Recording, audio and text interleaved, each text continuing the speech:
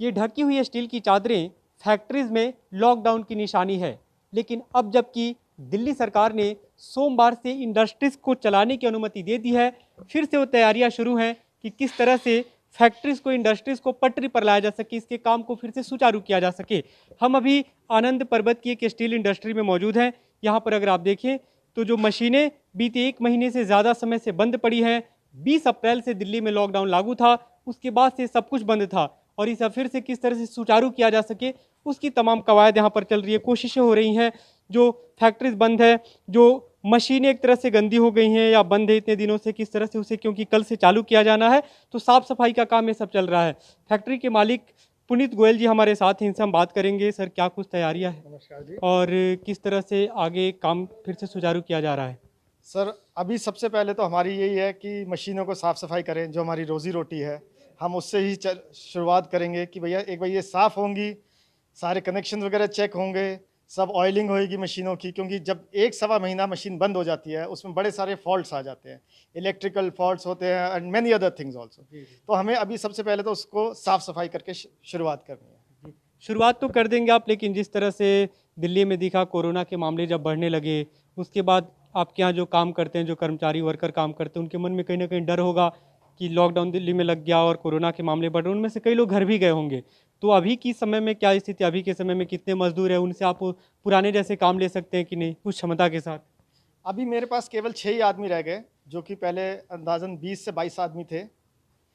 अब उन जो 16 आदमी 14 आदमी गांव में हैं, उनको वापस बुलाना एक बड़ी प्रॉब्लम का काम है। उनको वापस बुलाना है, उनकी वैक्सीनेशन करानी है। अगर किसी ने वैक्सीनेशन नहीं करी, कुछ लोगों को, जो मज़दूर आदमी बड़ा डरता है वैक्सीनेशन से, अब उसको हमको कन्विंस करना है, उसको हमें बताना है भैया ये ही सबसे मेन चीज़ है, यही तुम्हें बचाएगा।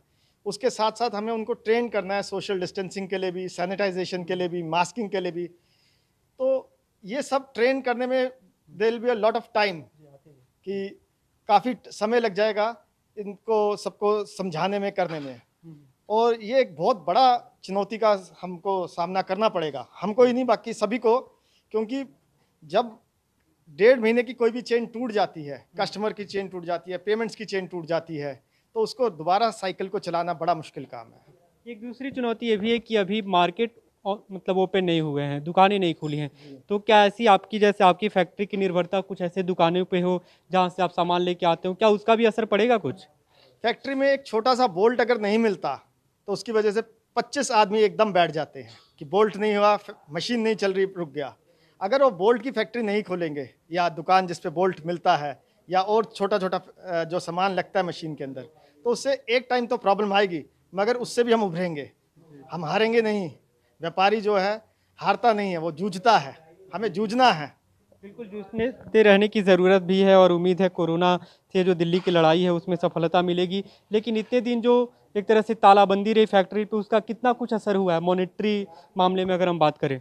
मॉनेटरी मामले में कोई नहीं बता सकता, ये तो अब चलेगी, मजदूर ही बताएंगे कि भैया इतना नुकसान हो गया है। हमें नहीं मालूम अब इसके अंदर कितना रॉ मटेरियल सेफ है, ख़राब हो गया है। जो साइक्लोन आया था उसकी वजह से बारिश बढ़ गया है, कितना मटेरियल पे रस्ट लगा होगा, ये हम नहीं अभी एस्टिमेट नहीं दे सकते। लेकिन जो प्रोडक्शन के हिसाब से, हर दिन के प्रोडक्शन के हिसाब से अगर बात करें, पहले कितना होता था, इतने दिन बंद रहा, सप्लाई में क्या कुछ असर हुआ आपके? सप्लाई में असर तो रहता ही है, क्योंकि जब सब जगह बंद है और ट्रांसपोर्टेशन बंद थी, कोई ज़्यादा खुली नहीं हुई थी, तो उसकी वजह से ये तो नुकसान हुआ। मगर इस नुकसान से बड़ा नुकसान हम सोचते हैं, अगर किसी आदमी ने अपना किसी अपने को खोया है, वो एक बहुत बड़ा नुकसान था।